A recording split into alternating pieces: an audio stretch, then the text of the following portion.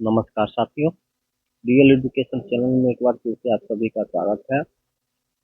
जैसा कि आप सभी को पता है कि हम एनसीईआरटी सार संग्रह का भारतीय राज्य व्यवस्था को पढ़ रहे हैं।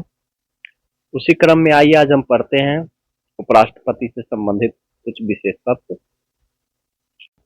आप सभी से निवेदन है कि कृपया करके मेरे चैनल को सब्सक्राइब जरूर कर लीजिएगा। आगे सभी परीक्षाओं, कोई भी प्रतियोगिता परीक्षा हो, उससे संबंधित कोई भी जानकारी हो, चाहे वह रेलवे हो, बीएसएससी हो, बीपीएससी हो, सभी से संबंधित मटेरियल यहाँ हम उपलब्ध करवाएंगे। तो आइए देखते हैं उपराष्ट्रपति। भारत के उपराष्ट्रपति के निर्वाचक मंडल में सम्मिलित होते हैं संसद के दोनों सदनों के निर्वाचित और मनोनीत सदस्य। भारत के उपराष्ट्रपति को पद से हटाने के लिए महाभियोग संबंधी प्रस्ताव संसद के सिर्फ राज्यसभा में लाया जा सकता है। राष्ट्रपति के निर्वाचन के मामले में ही उपराष्ट्रपति के निर्वाचन से संबंधित सभी विवादों के समाधान का अधिकार उच्चतम न्यायालय को प्राप्त है। राज्यसभा का सभापति उपराष्ट्रपति होते हैं। आइए उपराष्ट्रपति से संबंधित कुछ अनुच्छेद देखते हैं। अनुच्छेद 63, भारत के लिए एक उपराष्ट्रपति का प्रावधान। अनुच्छेद 64, उपराष्ट्रपति का राज्यसभा का पदेन सभापति होना। अनुच्छेद 65, उपराष्ट्रपति द्वारा राष्ट्रपति के पद के आकस्मिक रिक्तियों अथवा उनकी अनुपस्थिति में राष्ट्रपति के कर्तव्यों का निर्वहन। अनुच्छेद 66, उपराष्ट्रपति का निर्वाचन। अनुच्छेद 67, उपराष्ट्रपति का कार्यकाल। अनुच्छेद 68, उपराष्ट्रपति के पद की रिक्ति की पूर्ति के लिए चुनाव का समय निर्धारण तथा आकस्मिक रिक्ति की पूर्ति के लिए चुने गए व्यक्ति का कार्यकाल। अनुच्छेद 69, उपराष्ट्रपति द्वारा शपथ। अनुच्छेद 70, अन्य आकस्मिकताओं में राष्ट्रपति के कर्तव्यों का निर्वहन। अनुच्छेद 71, राष्ट्रपति के चुनाव संबंधी अथवा उससे संबंधित विषय। अभी तक जो भारत के राष्ट्रपति हुए उपराष्ट्रपति हुए उनकी लिस्ट है। डॉक्टर सर्वपल्ली राधाकृष्णन 1952 से 62। डॉक्टर जाकिर हुसैन 62 से 67। श्री वराहगिरी वेंकट गिरी बीवी गिरी 1967 से 69। श्री गोपाल स्वरूप पाठक 1969 से 1974। श्री बीडी जत्ती 1974 से 1979। न्यायमूर्ति मोहम्मद हिदायतुल्लाह 1979 से 84। श्री आर वेंकटरमन 1984 से 1987। डॉक्टर शंकर दयाल शर्मा 87 से 92। के आर नारायणन 1992 से 1997। श्री कृष्णकांत 1997 से 2002। श्री भैरव सिंह शेखावत 2002 से 2007। डॉक्टर हामिद अंसारी 2007 से 2017। श्री एम वेंकैया नायडू 2017।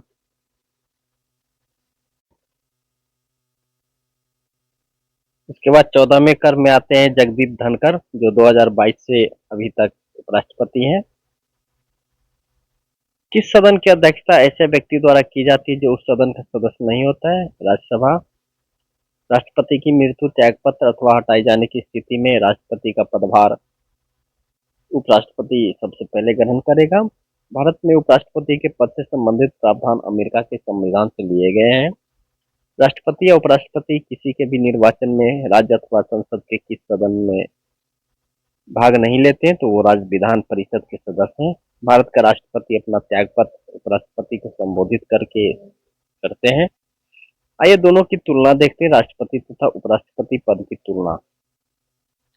राष्ट्रपति लोकसभा सदस्य बनने की योग्यता रखता हो। राष्ट्रपति के निर्वाचक मंडल में संसद के दोनों सदनों तथा राज्य विधानसभाओं के जो निर्वाचित सदस्य के साथ साथ दिल्ली एवं पुदुचेरी की विधानसभा के निर्वाचित सदस्य भी शामिल होते हैं। राष्ट्रपति को पद से हटाए जाने की प्रक्रिया किसी भी सदन में प्रारंभ की जाती है। इसके विपरीत देखते हैं, उपराष्ट्रपति में जो है राज्यसभा सदस्य बनने की योग्यता हो। उपराष्ट्रपति के निर्वाचन मंडल में दोनों सदनों के सभी सदस्य, चाहे वो मनोनीत हो निर्वाचित हो, शामिल होते हैं और इसमें राज्यों के विधानमंडल के सदस्य शामिल नहीं होते हैं। उपराष्ट्रपति को पद से हटाने का प्रस्ताव केवल राज्यसभा में ही प्रस्तुत किया जाता है। उपराष्ट्रपति का वेतन भारत की संचित नीति निधि से दिया जाता है। आइए अब देखते हैं केंद्रीय केंद्रीय मंत्रिपरिषद। केंद्र सरकार का प्रमुख प्रधानमंत्री होता है। प्रधानमंत्री की नियुक्ति राष्ट्रपति के द्वारा की जाती है। भारत का प्रधानमंत्री बनने के लिए न्यूनतम आयु 25 वर्ष होनी चाहिए। यदि भारत के प्रधानमंत्री संसद सदन के सदस्य हैं तो वे अविश्वास प्रस्ताव की स्थिति में अपने पक्ष में मत नहीं दे सकते। संसदीय शासन व्यवस्था में वास्तविक कार्यपालिका शक्ति प्रधानमंत्री के अधीन होती है। लोकसभा में अविश्वास प्रस्ताव प्रस्तुत करने के लिए लोकसभा सदस्यों की न्यूनतम संख्या 50 होनी चाहिए। भारत का प्रधानमंत्री सामान्यतः लोकसभा का सदस्य होता है। हालांकि राज्यसभा का सदस्य प्रधानमंत्री बन सकते हैं। भारतीय संविधान का अनुच्छेद 75 प्रधानमंत्री एवं अन्य मंत्रियों की नियुक्ति मंत्रिपरिषद के आकार एवं उत्तरदायित्व का निर्धारण करते हैं। मंत्रिमंडल में कुल मंत्रियों की संख्या प्रधानमंत्री सहित जो है लोकसभा के सदस्यों की कुल संख्या की 15% से अधिक नहीं होगी।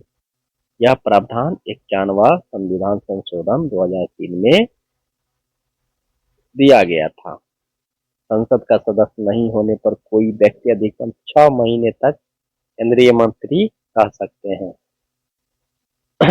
मंत्रिपरिषद संसद के प्रति उत्तरदायी होते हैं।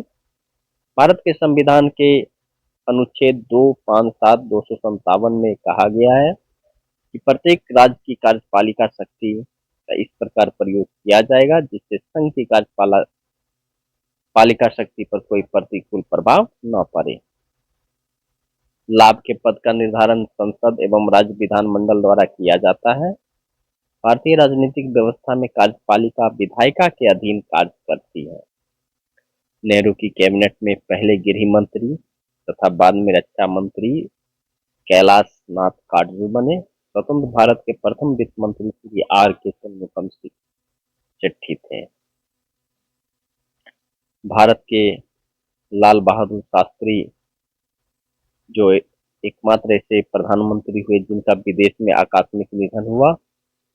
अपने प्रधानमंत्रित्व काल में चौधरी चरण सिंह एक बार भी संसद में उपस्थित नहीं हुए। संविधान के अनुच्छेद 352 के 3 में मंत्रिमंडल शब्द का प्रयोग किया गया है। श्वेत पत्र भारत से संबंधित आधिकारिक दस्तावेज है। संघीय मंत्रिमंडल का पुनर्गठन गोपाल स्वामी अयंगर प्रतिवेदन पर आधारित था। राज्यसभा द्वारा राष्ट्रपति द्वारा राज्यसभा में 12 व्यक्ति मनोनीत किए जाते हैं। राज्यसभा के लिए नामांकित होने वाली प्रथम अभिनेत्री नरगिस दत्त थी जो 1980 से 86 के बीच राज्यसभा सदस्य थी। लोकसभा की प्रथम महिला अध्यक्ष मीरा कुमार जो 2009 से 2014 तक रही थी। राज्य विधानसभा में कोई भी धन विधेयक राज्य के राज्यपाल की संस्तुति के बिना या अनुमति के बिना प्रस्तुत नहीं किया जा सकता है। ये प्रथम लोकसभा अध्यक्ष जीवी मावलंकर थे जिनके विरुद्ध लोकसभा में अविश्वास प्रस्ताव लाया गया था।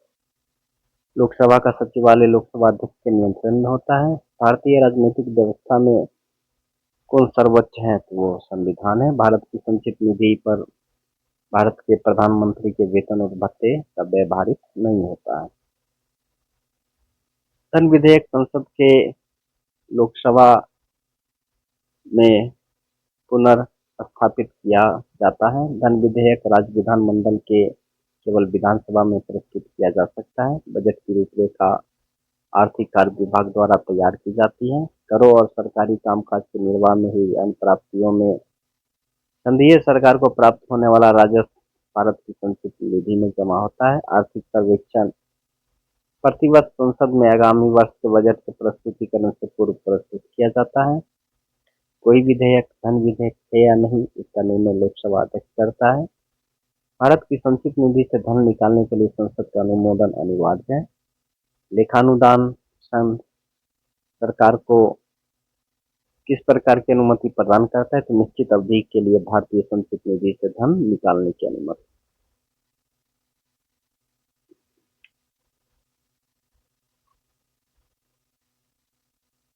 आइए साधारण विधेयक और धन विधेयक की कुछ तुलना करते हैं। साधारण विधेयक इसे लोकसभा या राज्यसभा में कहीं प्रस्तावित किया जा सकता है, लेकिन धन विधेयक को केवल लोकसभा में प्रस्तावित किया जाता है। साधारण विधेयक मंत्री अथवा गैर सरकारी सदस्य दोनों द्वारा प्रस्तुत किया जा सकता है, लेकिन धन विधेयक को केवल सरकार के किसी मंत्री द्वारा प्रस्तुत किया जाता है। साधारण विधेयक को प्रस्तुत करने से पहले राष्ट्रपति की अनुमति आवश्यक है, लेकिन धन विधेयक को प्रस्तुत करने से पहले राष्ट्रपति की अनुमति आवश्यक नहीं है। साधारण विधेयक को राज्यसभा द्वारा संशोधित या अस्वीकृत किया जा सकता है, लेकिन धन विधेयक को संशोधित या अस्वीकृत नहीं किया जा सकता है। साधारण विधेयक राज्यसभा अधिकतम 6 माह के लिए रोक सकती है, लेकिन धन विधेयक को अधिकतम 14 दिनों के लिए रोका जा सकता है। साधारण विधेयक को राज्यसभा में भेजने के लिए लोकसभा अध्यक्ष द्वारा प्रमाणित किए जाने की आवश्यकता नहीं होती है, लेकिन धन विधेयक को लोकसभा अध्यक्ष द्वारा प्रमाणित किए जाने की आवश्यकता होती है। साधारण विधेयक दोनों सदनों में असहमति की स्थिति में राष्ट्रपति दोनों सदनों की संयुक्त बैठक बुला सकता है और इसे दोनों सदनों में पारित होने के बाद राष्ट्रपति के हस्ताक्षर के लिए भेजा जाता है। लेकिन धन विधेयक के मामले में दोनों सदनों के बीच असहमति का कोई अवसर ही नहीं होता है, इसलिए संयुक्त बैठक का कोई प्रावधान नहीं है। इसे केवल लोकसभा में पारित होने के बाद राष्ट्रपति के हस्ताक्षर के लिए भेजा जाता है। साधारण विधेयक लोकसभा में अस्वीकृत होने पर सरकार को त्यागपत्र देना पड़ सकता है, लेकिन धन विधेयक के मामले में लोकसभा में अस्वीकृत होने पर सरकार को त्यागपत्र देना पड़ सकता है। इसे राष्ट्रपति द्वारा स्वीकृत या अस्वीकृत किया जा सकता है। साधारण विधेयक को अथवा पुनर्विचार के लिए भेजा जा सकता है, लेकिन धन विधेयक को राष्ट्रपति द्वारा स्वीकृत या अस्वीकृत किया जा सकता है, परंतु पुनर्विचार के लिए लाया नहीं जा सकता है। धन विधेयक एवं संविधान संशोधन विधेयक के संबंध में दोनों सदनों की संयुक्त बैठक नहीं बुलाई जा सकती है। प्राक्कलन समिति संसद के लोकसभा के सदस्यों द्वारा गठित की जाती है। कोई भी कानूनी विधेयक संसद के किसी भी सदन में प्रस्तुत किया जा सकता है। भारतीय संसद के दोनों सदनों की संयुक्त बैठक साधारण विधेयक तथा वित्त विधेयक दोनों के संबंध में हो सकती है। संसद के 2 सत्रों के बीच 6 महीने का अंतराल होना चाहिए। आकस्मिक निधि को राष्ट्रपति बिना संसदीय स्वीकृति के व्यय कर सकते हैं। लोकसभा में विधेयक पर आम बहस द्वितीय वाचन में होती है। कटौती प्रस्ताव को समर्थन प्रस्ताव भी कहा जाता है। कोई धन विधेयक लोकसभा द्वारा स्वीकृत कर दिया जाए तो राज्यसभा इसे अधिक से अधिक 14 दिन तक रोक सकती है। यदि वार्षिक संघीय बजट लोकसभा द्वारा पारित न हो, प्रधानमंत्री अपनी मंत्रिपरिषद से गैर त्यागपत्र दे सकते हैं। लोकसभा तथा राज्यसभा के संयुक्त अधिवेशन की अध्यक्षता लोकसभा अध्यक्ष करता है। संसद के प्राक्कलन समिति में राज्यसभा का कोई प्रतिनिधि नहीं होता है। अंतर्राष्ट्रीय संधियों द्वारा भारत के किसी भाग अथवा संपूर्ण भारत में लागू होने के लिए संसद को बिना किसी राज्य की सहमति से कानून बना सकता है। संसद की लोक लेखा समिति का प्रमुख कार्य शासन के वित्तीय लेखा एवं विनिमय तथा कैग की रिपोर्ट का परीक्षण करना है। भारतीय संसद किसके माध्यम से प्रशासन पर नियंत्रित करती है, तो संसदीय समिति के माध्यम से। संसद द्वारा सरकार द्वारा लोकसभा में अपना बहुमत सिद्ध करने के लिए विश्वास प्रस्ताव रखा जाता है। भारतीय संसद के दोनों सदनों की प्रथम संयुक्त बैठक दहेज उन्मूलन विधेयक पर 1961 में की गई। लोक लेखा समिति अपनी रिपोर्ट लोकसभा अध्यक्ष को सौंपती है। संसद में लोक लेखा समिति के अध्यक्ष की नियुक्ति लोकसभा अध्यक्ष के द्वारा की जाती है। संसद विधानसभा के किसी भी सदस्य की सदस्यता अगर वह 60 दिन तक अनुपस्थित रहे तो कर सकती है। संसद राज्यसूची के किसी विषय पर कानून बना सकती है यदि राज्यसभा ऐसा संकल्प पारित कर दे। किसी मंत्री के विरुद्ध विशेषाधिकार प्रस्ताव जब वो मंत्री किसी मामले के तथ्य को रोकता है या गलत वर्णन करता है तो लाया जा सकता है। संसद द्वारा वर्ष 1989 में निर्मित कानून के अनुसार एक नागरिक के वयस्क होने की आयु 18 वर्ष है। लोकसभा में शून्यकाल की अवधि 1 घंटा होती है। संसद में स्थगन प्रस्ताव लाने का उद्देश्य सार्वजनिक महत्व के आवश्यक मुद्दों पर बहस करना है। भारतीय संसद की संप्रभुता न्यायिक समीक्षा के द्वारा प्रतिबंधित होती है। संसदीय व्यवस्था में शून्यकाल भारत की देन है। संसद की कार्यवाही का प्रथम घंटा प्रति साल कहलाता है। लोक लेखा समिति में कुल सदस्य 22 होते हैं, जिसमें 15 लोकसभा और 7 राज्यसभा से लिए जाते हैं। तो साथियों, आज इतना ही। अगले बार हम लेके आएंगे सर्वोच्च न्यायालय, उच्च न्यायालय तथा भारतीय राज्य व्यवस्था से संबंधित और बहुत सारे जीके जीएस के प्रश्न। तब तक के लिए आप अनुमति दीजिए। आप सभी का धन्यवाद। आइए साथियों, अब देखते हैं मंत्री परिषद तथा मंत्रिमंडल में क्या अंतर है। मंत्री परिषद कैबिनेट स्तर के मंत्री, राज्य स्तर के मंत्री एवं उप मंत्री। यह एक संवैधानिक निकाय है जिसका वर्णन संविधान के अनुच्छेद 74 और 75 में किया गया है। सैद्धांतिक रूप से मंत्री परिषद को संघ की समस्त कार्यपालिका शक्तियां प्राप्त है, परंतु मंत्रिमंडल द्वारा इसके कार्यों का निर्धारण किया जाता है। मंत्रिमंडल द्वारा लिए गए नीतिगत निर्णयों का क्रियान्वयन मंत्री परिषद द्वारा किया जाता है। मंत्रिमंडल, इसमें केवल कैबिनेट स्तर के मंत्री ही शामिल होते हैं। 44वें संविधान संशोधन 1978 द्वारा अनुच्छेद 352 में मंत्रिमंडल शब्द को जोड़ा गया, जो संविधान के मूल पाठ में नहीं था। व्यवहारिक रूप से मंत्रिमंडल सदैव मंत्रिपरिषद की शक्तियों का ही प्रयोग करता है और मंत्रियों के कार्यों का निर्धारण करता है। नीतिगत निर्णयों को क्रियान्वित करने के लिए यह मंत्रिपरिषद को निर्देश देता है तथा निर्णयों के क्रियान्वयन की निगरानी भी करता है। मंत्रिपरिषद सामूहिक रूप से लोकसभा के प्रति उत्तरदायी होती है। आइए साथियों, अब देखते हैं महान्यायवादी तथा नियंत्रक एवं महालेखा परीक्षक। भारत के 3 विधि अधिकारी। भारत का महान्यायवादी, जिसको अटॉर्नी जनरल ऑफ इंडिया कहते हैं। भारत का महाधिवक्ता, सॉलिसिटर जनरल ऑफ इंडिया। और भारत के अपर महाधिवक्ता, additional solicitor general of India. Bharat का पहला महान्यायवादी था एमसीसी तलवार। भारत सरकार को कानूनी विषयों पर परामर्श देता है महान्यायवादी। भारत का सर्वोच्च विधि अधिकारी भारत का महान्यायवादी होता है। भारत का महान्यायवादी भारत सरकार का विधि सलाहकार होता है। राष्ट्रपति द्वारा महान्यायवादी को सौंपे गए कार्य भारत सरकार से संबंधित मामलों को लेकर उच्चतम न्यायालय में भारत सरकार की ओर से पेश होना। संविधान के अनुच्छेद 143 के अंतर्गत राष्ट्रपति की ओर से उच्चतम न्यायालय में भारत सरकार का प्रतिनिधित्व करना। सरकार से संबंधित किसी मामले में उच्च न्यायालय में सुनवाई का अधिकार। अनुच्छेद 76 के 4 के अनुसार महान्यायवादी राष्ट्रपति के प्रसाद पर्यंत पद धारण करे। भारत के महान्यायवादी के संसद के दोनों सदनों में बोलने, कार्रवाइयों में सम्मिलित होने, किसी भी संसदीय कमेटी का सदस्य होने का अधिकार है, परंतु वोट देने का अधिकार नहीं है। सॉलिसिटर जनरल होते हैं महान्यायवादी के अधीनस्थ। महान्यायवादी का पद संविधान के अनुच्छेद 76 के अंतर्गत एक संवैधानिक पद है, जबकि महाधिवक्ता का पद संवैधानिक न होकर मात्र वैधानिक पद है।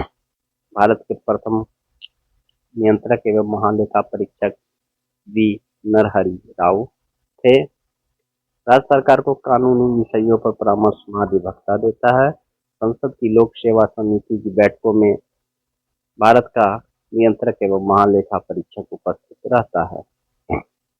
डॉक्टर भीमराव अम्बेडकर ने कहा था, नियंत्रक महालेखा परीक्षक भारतीय संविधान के अंतर्गत प्रमुख अधिकारी होगा। यह लोकतांत्रिक व्यवस्था में भारत सरकार के वित्तीय रक्षकों में से एक होगा। इन वित्तीय रक्षकों में उच्चतम न्यायालय, निर्वाचन आयोग व संघ लोक सेवा आयोग सम्मिलित है। भारत के नियंत्रक एवं महालेखा परीक्षक के पद का सृजन संविधान द्वारा किया गया है। भारत के नियंत्रक एवं महालेखा परीक्षक का कार्यकाल 6 वर्ष का होता है। भारत का नियंत्रक एवं महालेखा परीक्षक लोक लेखा समिति का मार्गदर्शक होता है। नियंत्रक एवं महालेखा परीक्षक को लोक निधि का मुख्य अभिभावक कहा जाता है। राज्य एवं केंद्र सरकारों के सभी खर्चों की वित्तीय जांच नियंत्रक एवं महालेखा परीक्षक करता है। नियंत्रक एवं महालेखा के पेंशन और भत्तों भारत की संचित निधि पर भारित होता है। भारत के नियंत्रक एवं महालेखा परीक्षक से संबंधित अनुच्छेद अनुच्छेद 148। भारत के नियंत्रक एवं महालेखा परीक्षक की नियुक्ति एवं पदमुक्ति अनुच्छेद 149। नियंत्रक एवं महालेखा परीक्षक के कार्य एवं शक्तियां अनुच्छेद 150। संघ तथा राज्यों के लेखा प्रारूपों के संबंध में राष्ट्रपति को सलाह अनुच्छेद 151 अंकेक्षण रिपोर्ट। नियंत्रक एवं महालेखा परीक्षक अवकाश प्राप्ति के पश्चात कोई भी सरकारी पद का धारण नहीं कर सकता है। आइए चलते हैं संसद की ओर। संविधान के अनुच्छेद 110 के अंतर्गत धन विधेयक को परिभाषित किया गया है।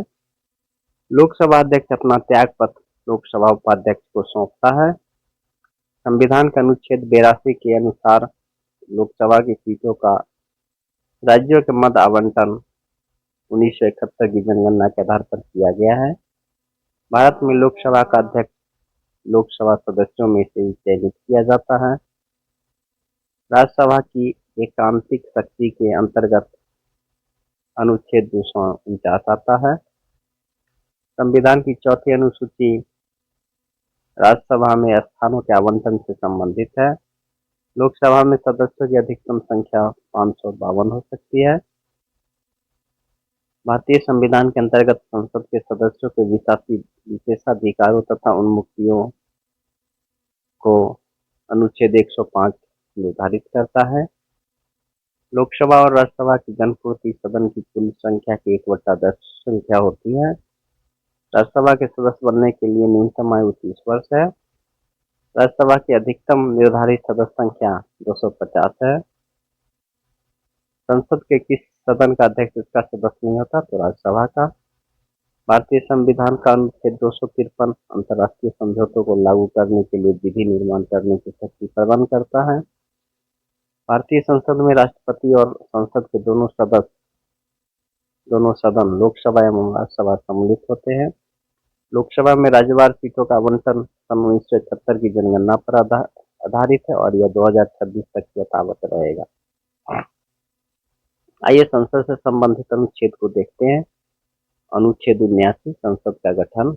अनुच्छेद 80 राज्यसभा की संरचना। अनुच्छेद 81 लोकसभा की संरचना। अनुच्छेद 82 प्रत्येक जनगणना के पश्चात पुनः समायोजन। अनुच्छेद 83 संसद के सदनों की अवधि। अनुच्छेद 84 संसद की सदस्यता के लिए अर्हता। अनुच्छेद 85 संसद के सत्रवासन एवं विघटन। अनुच्छेद 86 राष्ट्रपति का सदनों को संबोधित तथा संदेश देने का अधिकार। अनुच्छेद 87 राष्ट्रपति का विशेष संबोधन। अनुच्छेद 88 सदनों के संबंध में मंत्रियों और महान्यायवादी के अधिकार। अनुच्छेद 89 राज्यसभा का सभापति तथा उपसभापति। अनुच्छेद 90 राज्यसभा के उपसभापति के पद की रिक्ति त्याग पत्र तथा पद से हटाया जाना।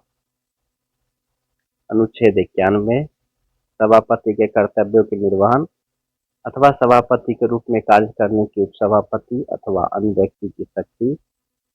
अनुच्छेद 92 जब राज्यसभा के सभापति अथवा उपसभापति को पद से हटाने का संकल्प विचाराधीन हो तब उसका पीठासीन न होना। अनुच्छेद 93 लोकसभा का अध्यक्ष तथा उपाध्यक्ष।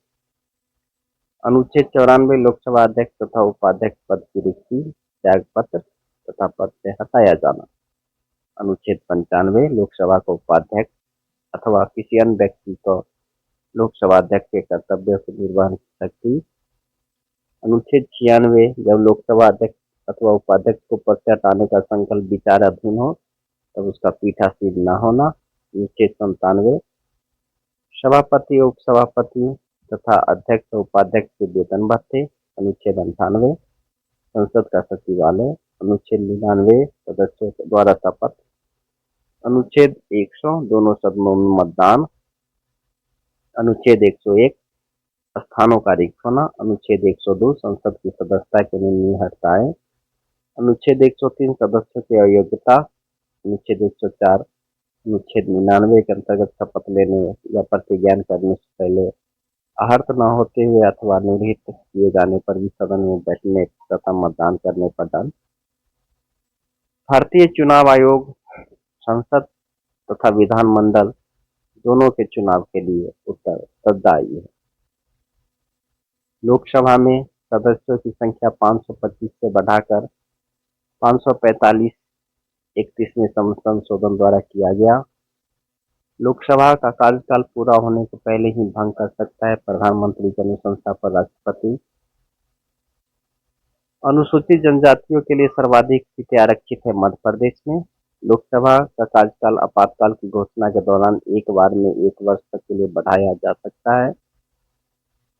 लोकसभा में 2 एंग्लो इंडियन सदस्य मनोनीत भारत के राष्ट्रपति करते थे, लेकिन अब इसको समाप्त कर दिया गया है।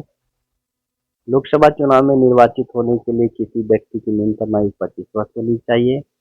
लोकसभा की वर्तमान सदस्य संख्या 545 है। लोकसभा और राज्यसभा के सर्वाधिक प्रतिनिधि उत्तर प्रदेश से आते हैं।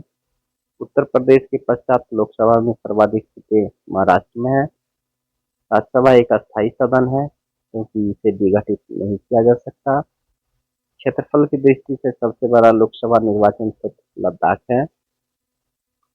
भारत की संचित निधि पर जो भारित व्यय है वो है राष्ट्रपति के वेतन भत्ते और उनसे संबंधित अन्य व्यय, राज्यसभा के सभापति, उपसभापति, लोकसभा के अध्यक्ष और उपाध्यक्ष के वेतन भत्ते, ऐसा ऋण या भार जिसका दायित्व भारत सरकार पर है। उच्चतम न्यायालय के न्यायाधीशों के वेतन भत्ते एवं पेंशन तथा उच्च न्यायालय के न्यायाधीशों की पेंशन, भारत के नियंत्रक एवं महालेखा परीक्षक के वेतन भत्ते एवं पेंशन, ऐसे अन्य व्यय जो संविधान अथवा संसद द्वारा निर्मित किसी विधि द्वारा इस संबंध में भारित घोषित किया जाए। परिसीमन के पश्चात उत्तर प्रदेश में मतदाताओं की संख्या की दृष्टि से सबसे बड़ा लोकसभा क्षेत्र उन्नाव है। लोकसभा का पहला आम चुनाव 25 अक्टूबर 1951 से 21 फरवरी 1952 के मध्य हुआ था। यदि लोकसभा के सभी सदस्य बहुमत से संकल्प पारित कर दें तो लोकसभा अध्यक्ष को उसके कार्यकाल की समाप्ति के पूर्व उसके पद से हटाया जा सकता है। 1 वर्ष में लोकसभा के कम से कम 2 सत्र बुलाए जाते हैं। लोकसभा में बिहार में 40 सीटें आवंटित है। राज्यसभा के सदस्य का कार्यकाल 6 वर्ष होता है। प्रोटेम स्पीकर की नियुक्ति राष्ट्रपति द्वारा की जाती है तथा उसका कर्तव्य नवनिर्वाचित लोकसभा सदस्यों को शपथ दिलाना है। लोकसभा अध्यक्ष अपने निर्णायक मत का प्रयोग करता है जब किसी विधेयक पर पक्ष एवं विपक्ष के मत बराबर हो जाए तब। लोकसभा के प्रथम अध्यक्ष है जीवी मावलंकर। लोक लेखा समिति नियंत्रक एवं महालेखा परीक्षक की रिपोर्ट की जांच करती है तथा उस पर अंतिम रिपोर्ट तैयार करके संसद के पटल पर रखती है। प्राक्कलन समिति का कार्यकाल 1 वर्ष का होता है। राज्यसभा के सदस्य चुने जाते हैं राज्यों की विधानसभाओं द्वारा। विशेषाधिकार समिति में दोनों सदनों के 25 सदस्य होते हैं, लोकसभा के 15 तथा राज्यसभा के 10। संसद में सरकारी विधेयक मंत्री द्वारा जबकि गैर सरकारी विधेयक मंत्री के अतिरिक्त किसी भी सदस्य द्वारा प्रस्तुत किया जाता है। प्रत्येक विधेयक धन विधेयक नहीं होता है परंतु प्रत्येक धन विधेयक विधेयक होता है।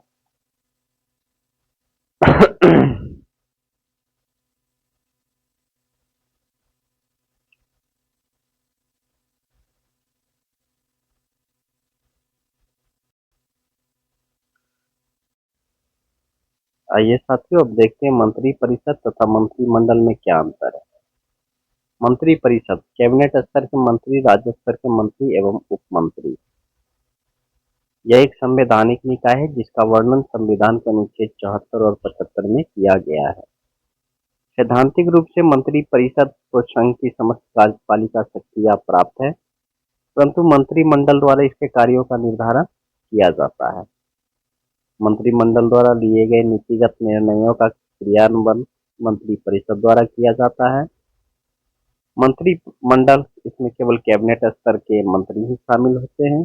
44वें संविधान संशोधन 1978 द्वारा अनुच्छेद 352 में मंत्रिमंडल शब्द को जोड़ा गया जो संविधान के मूल पाठ में नहीं था। व्यवहारिक रूप से मंत्रिमंडल सदैव मंत्रिपरिषद की शक्तियों का ही प्रयोग करता है और मंत्रियों के कार्यों का निर्धारण करता है। नीतिगत निर्णयों को क्रियान्वित करने के लिए यह मंत्रिपरिषद को निर्देश देता है तथा निर्णयों के क्रियान्वयन की निगरानी भी करता है। मंत्रिपरिषद सामूहिक रूप से लोकसभा के प्रति उत्तरदायी होती है। आइए साथियों, अब देखते हैं महान्यायवादी तथा नियंत्रक एवं महालेखा परीक्षक। भारत के 3 विधि अधिकारी, भारत का महान्यायवादी जिसको अटॉर्नी जनरल ऑफ इंडिया कहते हैं, भारत का महाधिवक्ता सॉलिसिटर जनरल ऑफ इंडिया और भारत के अपर महाधिवक्ता additional solicitor general of India. Bharat का पहला महान्यायवादी था एमसीसी तलवार। भारत सरकार को कानूनी विषयों पर परामर्श देता है महान्यायवादी। भारत का सर्वोच्च विधि अधिकारी भारत का महान्यायवादी होता है। भारत का महान्यायवादी भारत सरकार का विधि सलाहकार होता है। राष्ट्रपति द्वारा महान्यायवादी को सौंपे गए कार्य भारत सरकार से संबंधित मामलों को लेकर उच्चतम न्यायालय में भारत सरकार की ओर से पेश होना। संविधान के अनुच्छेद 143 के अंतर्गत राष्ट्रपति की ओर से उच्चतम न्यायालय में भारत सरकार का प्रतिनिधित्व करना। सरकार से संबंधित किसी मामले में उच्च न्यायालय में सुनवाई का अधिकार। अनुच्छेद 76 के 4 के अनुसार महान्यायवादी राष्ट्रपति के प्रसाद पर्यंत पद धारण करे। भारत के महान्यायवादी के संसद के दोनों सदनों में बोलने, कार्रवाइयों में सम्मिलित होने, किसी भी संसदीय कमेटी का सदस्य होने का अधिकार है, परंतु वोट देने का अधिकार नहीं है। सॉलिसिटर जनरल होते हैं महान्यायवादी के अधीनस्थ। महान्यायवादी का पद संविधान के अनुच्छेद 76 के अंतर्गत एक संवैधानिक पद है, जबकि महाधिवक्ता का पद संवैधानिक न होकर मात्र वैधानिक पद है। भारत के प्रथम नियंत्रक एवं महालेखा परीक्षक वी नरहरि राव थे। राज्य सरकार को कानूनी विषयों पर परामर्श महाधिवक्ता देता है। संसद की लोक सेवा समिति की बैठकों में भारत का नियंत्रक एवं महालेखा परीक्षक उपस्थित रहता है।